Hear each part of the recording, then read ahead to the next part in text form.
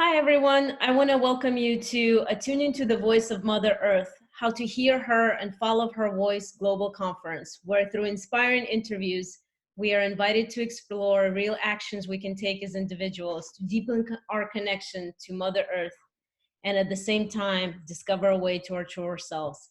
I am Maya Zacharow, your host and producer of Attuning to the Voice of Mother Earth Summit and founder of Sisters Wellspring.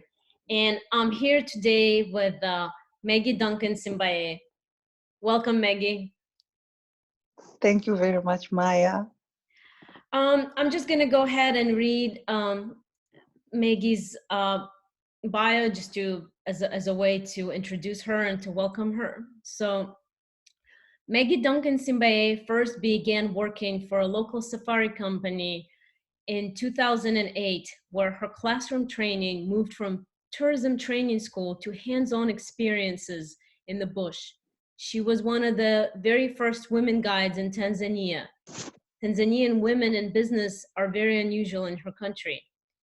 Her personal commitment to help others, plus growing up in Tanzania, energized her to create the Dare Women's Foundation in 2013.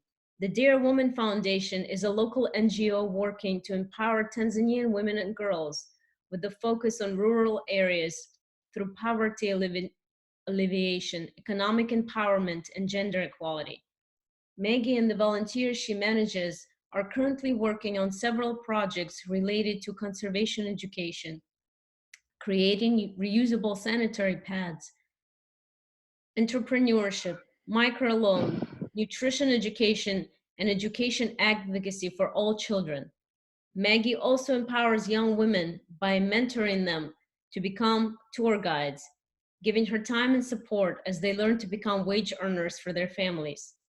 Her commitment to making a difference, along with the college students and professors she had worked as a tour guide, paved the way for her to receive an invitation to speak at University of Colorado-sponsored Conference on World Affairs in Boulder, Colorado, in both 2013 and 2018.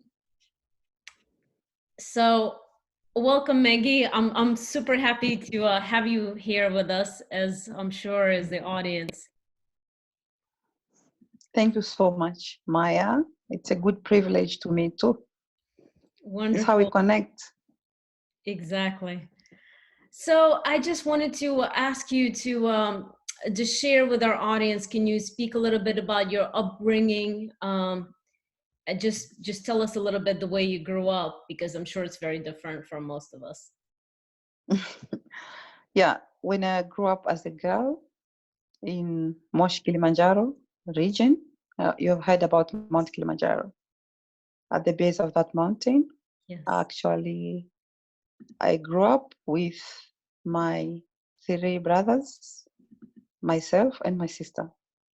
And those days, even now, most of the family, mamas, women, they stay home, they clean dishes, they clean the children, they cook.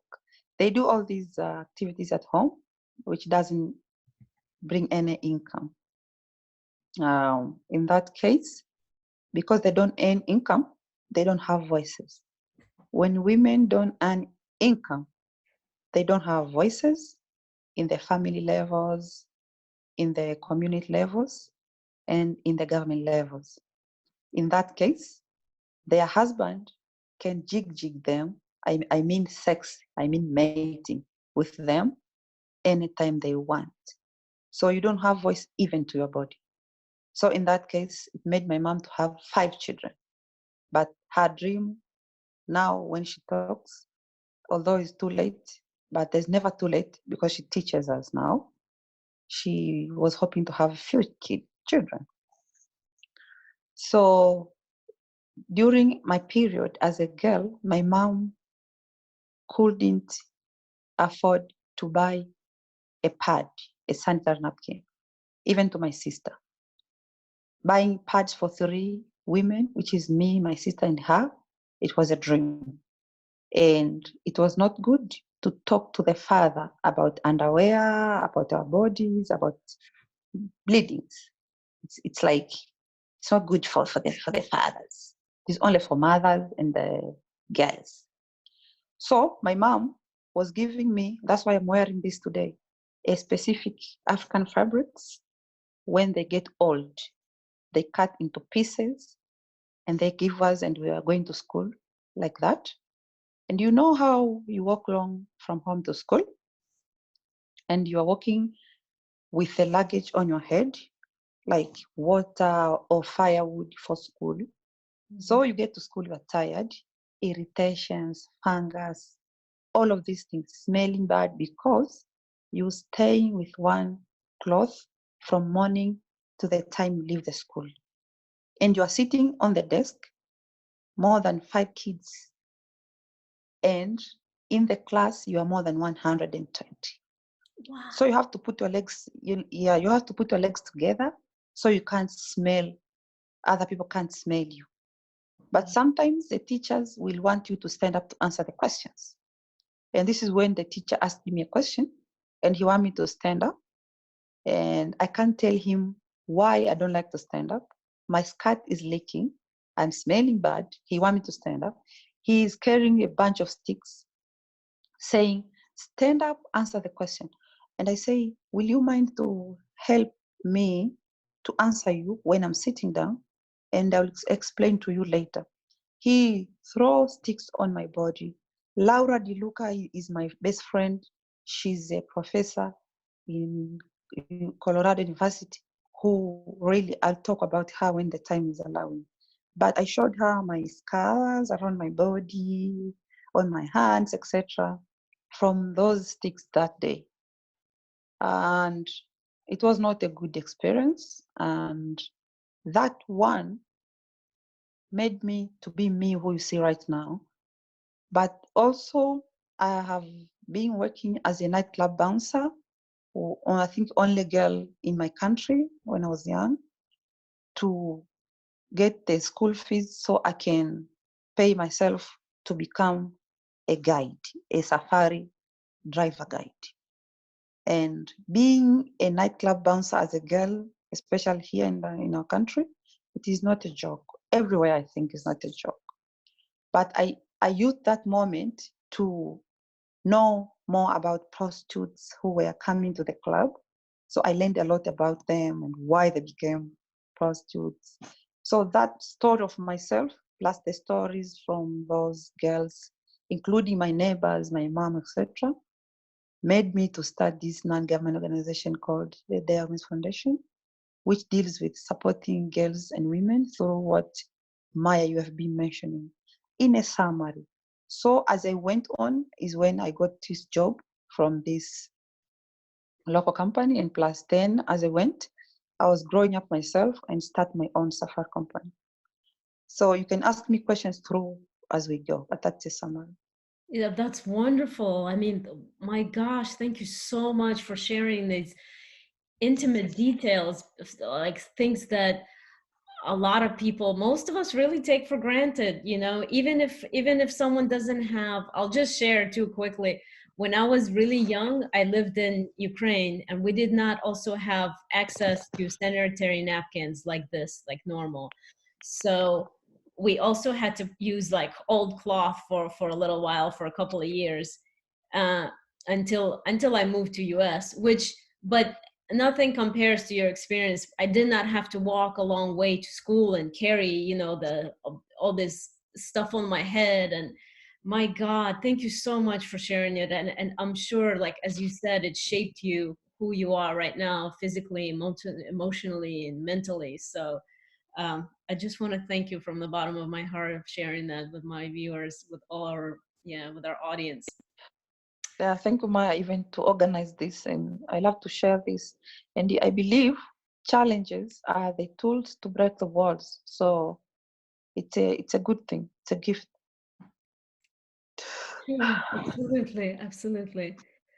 Um, yeah, and you've have as a bouncer in the club, yeah, you've seen life as it really is, something that maybe you wouldn't be able to see as a just I guess as a girl, you know, tending to her domestic chores and to you know, life as you were expected to by your country. So by stepping out and being a bouncer, you've seen women that you don't normally see, and things that you're not normally are exposed to. So yeah, I'm sure that has Yeah, and contributed immensely to your, and give you a different understanding altogether about the plight of women, yeah, and, not just on the domestic front. yeah. And when I was working as a bouncer, some of the money I paid for my sister for school, and me and my sister we paid for my brother, and me, my sister, and my brother we paid for another brother. Wonderful. Yeah, so it's all, took all of you working together. So I just wanted to maybe we'll come back to that topic in a little bit, but I just wanted to ask, what about, how did your commitment to conservation come about? Where did it, you know, where was your uh, just desire to I don't know, help Mother Earth to um, just, yeah, your commitment for conservation altogether? Where did it originate from? My parents, they were wherever they lived, they were planting trees, and my grandparents as well. And we have been seeing beautiful birds with beautiful colors. And when when the kids are growing up, sometimes they're trying to kill birds, butterflies, chameleon. So when my parents were stopping kids to do that, they were saying why they're stopping, and they were saying without these butterflies and birds and chameleon, there is no trees and flowers, because they know kids love flowers. So if they say if without them there's no flowers, then the kids understand and they stop killing. So I started to learn from when I was young and love it.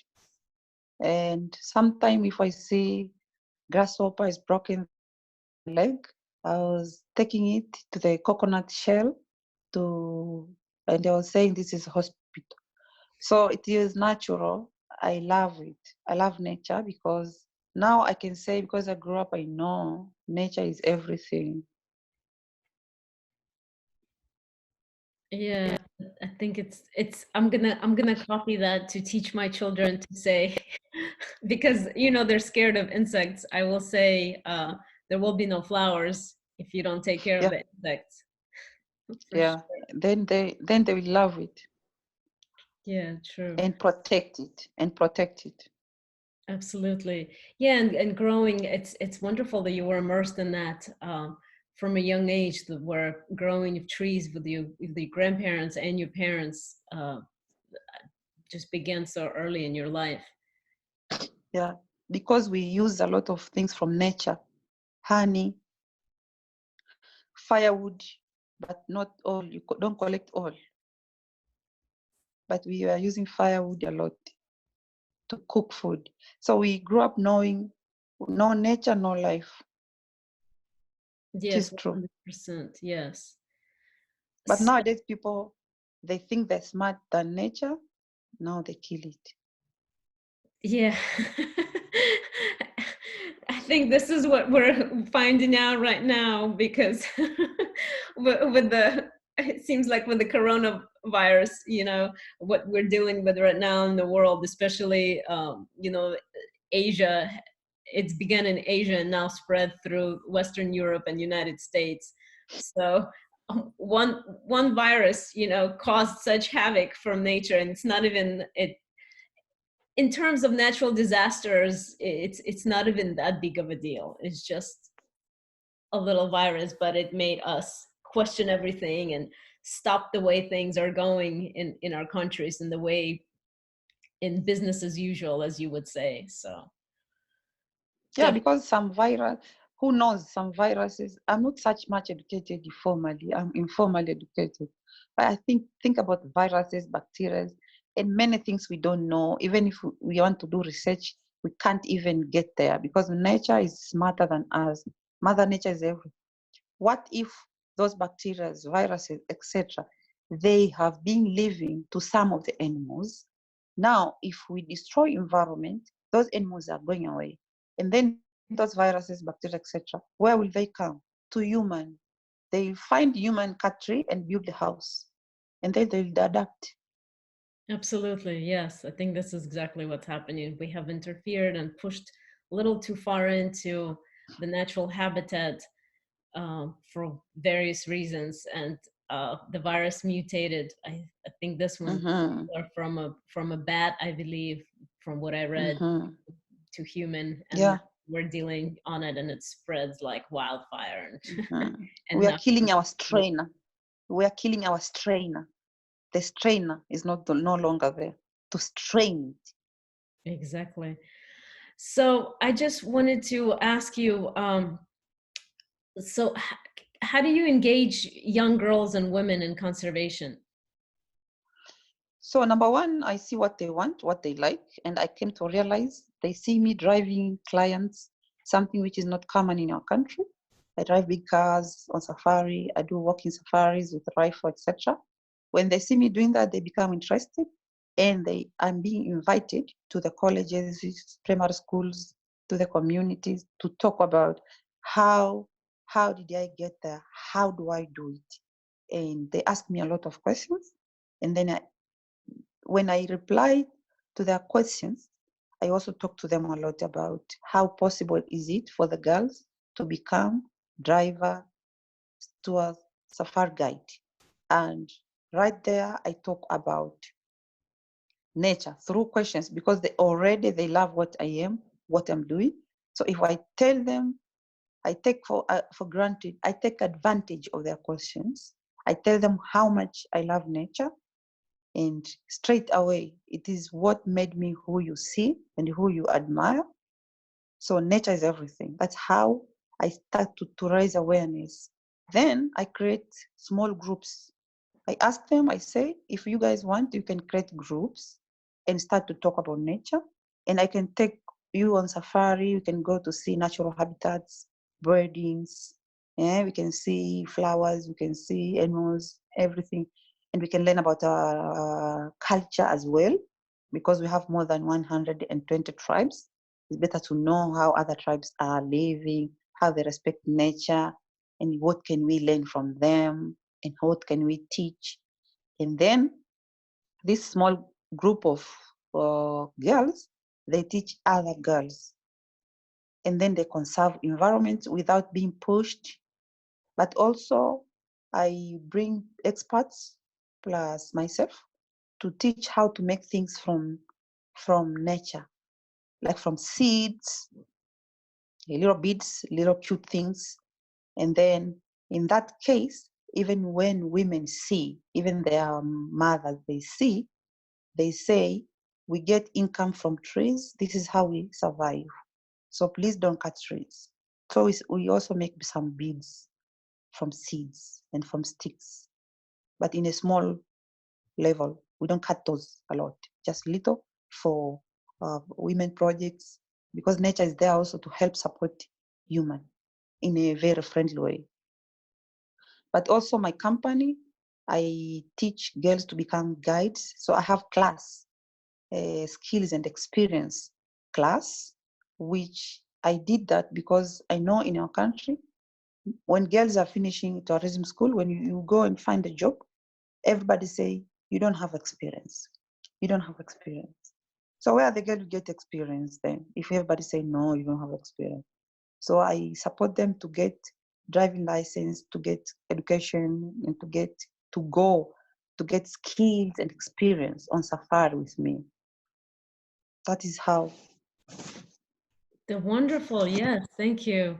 So yeah, it's wonderful how you kind of like capture their interest and expand on it, plus give them the real wildlife adventure, just showing them what's Mm, out there in making their world bigger in yeah. every sense, really. And then, yeah, and then hands-on experience, not just seeing something, but participating in it, physically collecting, seeds and making something that maybe they can show others, or remember your experience and become more and more interested in it. Yeah.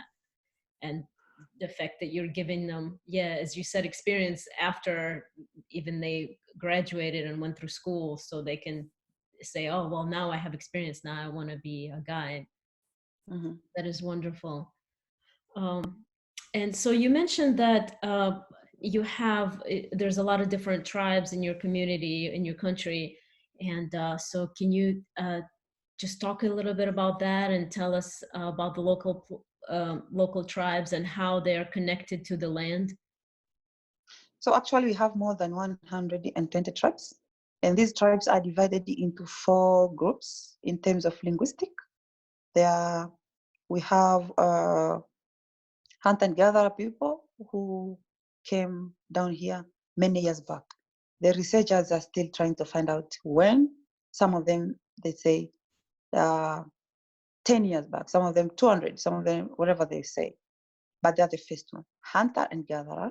They live in a natural habitats. They eat wild berries. They eat wild tubers like roots. They also eat baobab fruits. They eat wild animals. And their medicine, traditional medicine from trees. So their malls, their hospitals, their home and everything, relying on nature. So if someone is destroying this environment, it's like someone coming to your house and break the table, you are eating food with your children. Or come to your malls and hospitals and burn them down, or which is not a good experience. So that is a hunter and gatherer. And even the house is like a nest coming from grasses. Number 2, we have Bantu in terms of linguistic. In the Bantu, there are so many tribes there, the big one, and even my mom, she's Bantu. So there are so many, Sambara, Chaga, etc. And they were practicing iron when they came down here. And how they rely on nature is they live close to the rivers. And so even water, drinking water, everything is from rivers, most of them. And water comes from Mount Kilimanjaro. It's all natural. So if people destroy environments in Asia, they destroy these people's life. Or in America, or in Tanzania, or anywhere. They really kill people. They enjoying to go to the ocean with the chemical shampoo to swim, but they forget they kill fish or they destroy their system of life. And then that is affecting all over the world. There are a lot of things people are doing and they're enjoying for that moment, but they should learn about nature before they do other things. And another third group is called Cushitic. Cushitic came from Ethiopia, and they are doing pastoralism, which they keep cows like Maasai. And but at the same time, they do farming. So at some point, they need nature all the time, not at some point. Because even farmer, without nature, there's no plantations, no rain, no trees, no rain. But another group, last one is Nilotic, which is a strict pastoralism, like Maasai, Barbeg, who move around with their cows. They need big land to graze their cows. Cows eat natural things. Overgrazing is not good. Having a lot of cows is not good. But Maasai will overgraze if people evict them from their land, which this is what happened right now. It's another story. If you evict Maasai from their land for tourism or for any interest, then this is how and when overgrazing comes, because they will stay in one position, in one location, which was not happening a long time ago. So in many national parks, it was Maasai home, Maasai land, but they were evicted. So those are 4 groups, and all of them are relying in nature. Maasai in Tarangire National Park, which is close village from that boundary of the national park, which has a lot of elephants, wildebeest, etc., different animals. Those animals, when it's raining, they go outside of the park. We don't have walls in our country in the national park. So the boundary between the village and the national park is just one home. It is one ecosystem. So when animals cross, they don't know about, oh, this is the village land. Oh, this is a national park. They know this is a natural land. You cannot call elephant and say, hello, please stay there. This is not your boundary. No, they will cross. So they go where it is a Maasai land, where the grasses are short and nutritious. because now when the rain comes, the grasses in the national park is more tall. But the main point is their home is outside of the park where there is a short grass. And normally they come back to the national park because of the natural permanent river. So their home is outside where the Maasai live, where there's a short grasses, and they rely in the holes of water from the rain. When that water dries out, they come back to the national park. So when these animals come to the Maasai land, it is when they breed. Wildebeest breed there, impala, gazelle, etc. Maasai, they know when the animals breed, they move their cows away. Because the cows, when they eat placenta of the wildebeest, they get diseases. So they know how they shift with animals and they know how they benefit each other. Because the wildebeest will poop, they will pee, the ecosystem is stable. When they go back to the national park and the Maasai goes back to that land, and they will graze their cows, and the cows will poop, they will pee, and next season, the same. So that is how they rely on nature. And all of them, they rely on the traditional medicine, most of them still, and plus in our country, in the rural villages, most people, they rely on firewood for their cookings. I'm not saying it's good or bad, but this is how we're still young. We're still relying on firewood for cooking our food. We're still relying on firewood to gathering honey. You need to make a fire to stirring out bees and take some honey and leave some for tomorrow for the honey. So in general, we rely on nature in many cases. And the houses as well, they are made by materials from nature like sticks, cow's poop, soil. Mm-hmm. But if the world is crying, if the mother nature cries, then we don't get those resources. And then other people lose their culture and dig in it. And then we remain with few people who think they are valued and who think what they're doing is the best in all over the world. But at the end of the day, it becomes disaster. Yes, yes. So basically, I, we're all very, very connected to nature, and I think some of us, for some of us, it's easier to forget, especially in the Western world. But in your world, it seems like the intimacy with nature is very immediate, and it's so if you don't get enough rain, or if then the consequences No are life. right away. Yeah, you can feel the consequences right away. So you did mention about Maasai getting pushed out of their land. Can you talk a little bit about more about that? Yes, like in Loliondo, if you can write down in Google later, please, Loliondo village in Tanzania, in Mm-hmm. Ngorongoro district. There was and there is an Arab from OBC, from Dubai, who got the big chunk of land from the government, who really is doing a worse hunting kind of thing. And he has been treating people very bad, chasing Maasai away and saying, this is my land, I've paid for 99 years, etc. And on the other side, there is a big company, safari company, from America, from USA, or those people who are calling themselves the world, that guy from USA, he he took the big chunk of land on the other side, and when he advertised his company, he says he supports community, he values community, and the income goes to the community. But he treats people very bad because also he doesn't want to see them in that land. And if you mix these two people, that side Abu Dhabi, and the other side somebody from America who has a big company, and have so many tourists. I wish those clients will know what is happening. And those clients are in the cage. From the airport, in the car, straight to the national park, lodge, back to the airport. They don't have even time to talk to the community, to know what is happening, because those people are lying. So I'm not here to talk about people's business, but I'm telling you what is happening in Loliondo. They evict Maasai from their land.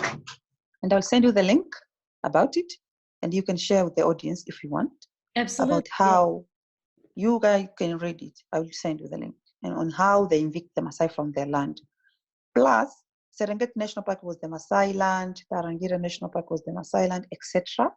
They were evicted, and it was said a certain percent of the income will be going to support their livelihood. But according to the Maasai, it doesn't.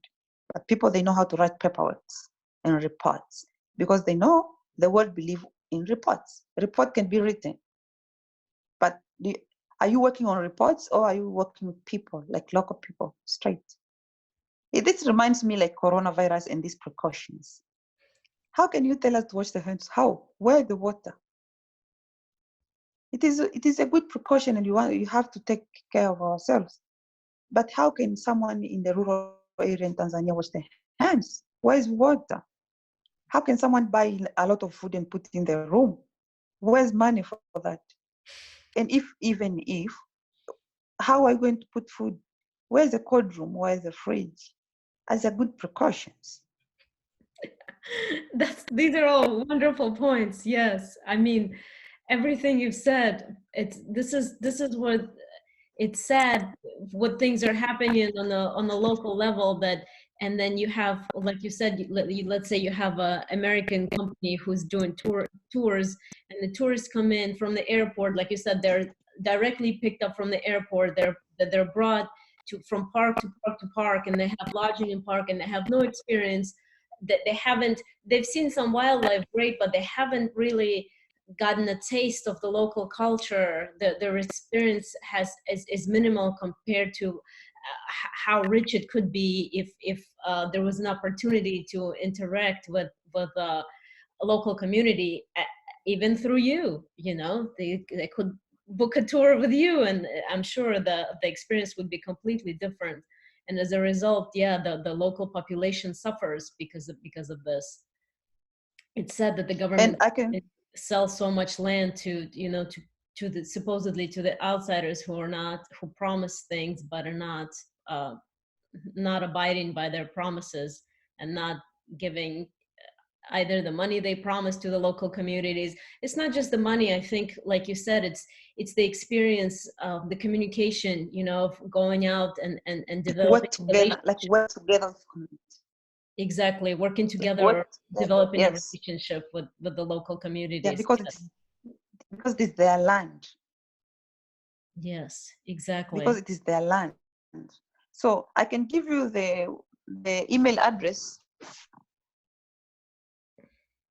Yes, go ahead. Yeah. I can give you the email address of Laura Di Luca, who works, is a professor of Colorado University, and I want you to see her work. She's amazing. She's one of those people in the US impress Africa. We love her. Wonderful. She is Yes. the source of of where I am right now also. And you mentioned her before in your classroom. Is that true? Yeah. Yes. Okay. Yeah. So I will for our audience, I will include the link and the information about her at the right below Mm-hmm. our this interview. I will include all the pertinent information. Yes. Mm. So I also wanted to ask She's the you, world. she's the what? World. Mm-hmm. Her and us working together, we make change. Exactly. Yes. So I wanted to ask you as our one of the last questions, like, what do you see as the future of Mother Nature, and what might happen if we're not very seriously, each and every one of us, start taking care of her? I see the future of Mother Nature is um, bad, because if you put your mom's clothes off, she will be ashamed and you will be ashamed too. And this is what we are doing. We are putting off the clothes of our mother through cutting trees, through swimming. I saw people putting chemical kind of sunscreen and swim. They're not bad people, but they don't know. I wish people invest to teach and do what you are doing, like these kind of things. Um, it cost us nothing to do this. It's like to put the mama's dress. And I see it's going to be bad because if people won't respect other people from different world, if people will keep on piling their materials in their countries and forget that everything is there for everybody, if people will be competing in piling, competing in brands, this is how they kill the world, but I don't know, they know. People can have a lot of materials in one family. You are laying on one bed, you are using one fork and knife per meal. And why are you having a lot? For what? You are sitting on one chair per one time, let's say. Why having a lot? Maybe you have a reason why, or maybe we have reason why, but I always don't know why people really they pile. And sometimes people they have lots of houses, cutting trees, planting houses. Yeah, so sometimes I look at pictures, or when I'm in the plane to America. Oh my gosh, ay ay ay, ay. Those houses around New York City. It is crazy, crazy. But people I don't know why they don't see that they're missing something. Putting Mother Nature clothes, I say naked her. So if we are not going to change from our children, generation to generation, bring your children to Africa, let them see how we live. They'll take good things with us, with them, and they leave bad things here. They should learn how to live. Those kids are competing with brands to the point they're crying. They don't even appreciate what their parents give them, most of them.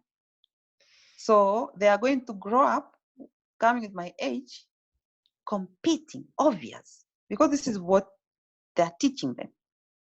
It is not their fault. And when people come on safari, I see people are retired. They don't bring their children because they believe safari are expensive, because they travel with big fancy companies, and they don't know there's local small companies who can make it happen. Come learn. Like now I'm talking about coronavirus. People are struggling about coronavirus. That's why I'm saying Mother Nature is going worse if people don't change. Look at these diseases. I don't think it just came from nowhere. There's a reason why. And there are countries who are destroying atmosphere, nitrogen, etc., etc., from having lots of factories, cars, airplanes. They don't remember about what they are destroying up there. So at the end of the day, the diseases, I don't remember the name of another disease which comes from destroyment of air, which is dangerous too. So maybe human will realize after they die a lot, or after we die a lot, because Mother Nature, at the end of the day, she's the leader, she's number one, she's everything, no matter how much school people have gone. But at the end of the day, Mother Nature is the mother who will say, I'm not going to give you my this. The If less mama my say, clothing, yes. yeah, if my mama say I don't give you this, you can't push, she will hide them. And then people die. Like what the corona, it is affecting all of us. And people there where you are, they are affected by corona. We are affected by corona, and food, we don't have water, we don't have a lot to eat, for hospital, to drink, like water. Yes, People yeah. are crying of corona, but we are suffering now Yes. because of few people, including the president of the developed countries, some of the developed countries. They don't believe in nature. Oh, They 100%. believe in big businesses. Yeah, they believe. That's why they have ugly faces. Yes. Yes. Thank you, If you Maggie. love nature, you smile. Look at you, Maya, smiling because you love nature, not because of this meeting. You love mother. I love mother. Yes, yes. It's I love how you, I guess how you put it together, how different the world seems to you coming from Africa to United States, because as you Ah, described your experience flying on the plane, seeing all these buildings, malls and shops, and just consumption, constant consumption without any thought as to why do I need all of this? What am I afraid of? What am I trying to hide, or what am I Jesus. trying to hide from?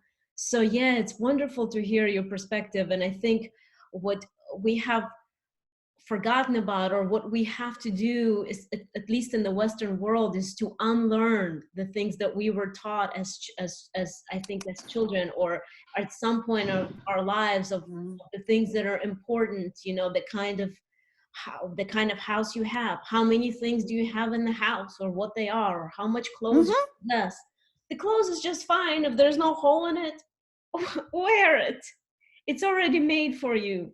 There's no reason to look at the latest trends and chase after. There's nothing wrong with buying a beautiful garment and adoring it. Nothing wrong at all. But when you go crazy with your consumption and you have to Mm-hmm. have a garment every day and you barely wear it, there's a whole other system that's involved, Mm-hmm. whole other perspective. So yeah, very interesting to hear things from your point of view. Absolutely.